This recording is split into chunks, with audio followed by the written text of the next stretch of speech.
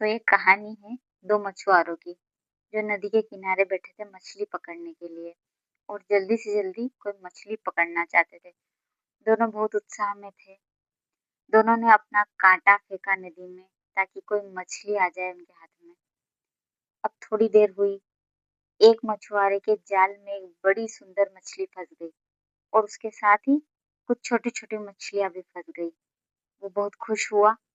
उसने जल्दी से अपना जाल ऊपर खींचा और सभी मछलियों को एक डिब्बे में पैक कर लिया। अब उसने अपने साथी मछुआरे को देखा क्योंकि उदास हो रहा था क्योंकि उसके जाल में एक भी मछली नहीं फंसी थी। तो उसने अपने मछुआरे साथी से कहा कि तुम चाहो तो मैं तुम्हारी मदद कर सकता हूँ।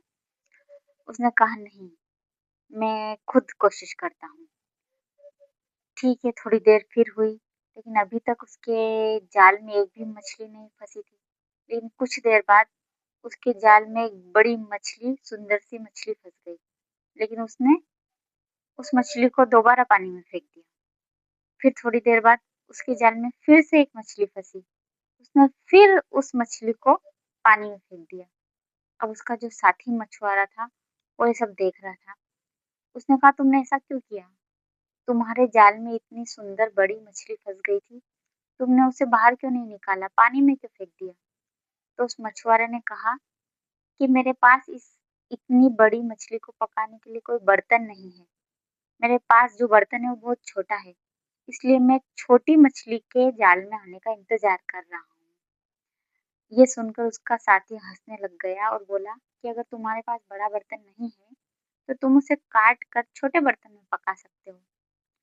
तो ये कहानी हमें ये सीख देती है कि हम में से कई लोग ऐसे होते हैं जो बड़े लक्ष्य को पाने के लिए हाथ आए छोटे छोटे अवसर को जाने देते, खो देते हैं। लेकिन हमें ऐसा नहीं करना चाहिए। हमारे सामने जो भी अवसर आए हमें उसे स्वीकार कर लेना चाहिए। कोई भी काम हो उसे करने के लिए बस पहला स्टेप ले लो। एकदम से तरक्की नहीं मिलती, हम एकदम से शिखर पर नहीं पहुंच सकते। हम थोड़े थोड़े छोटे छोटे स्टेप लेकर ही आगे बढ़ सकते हैं।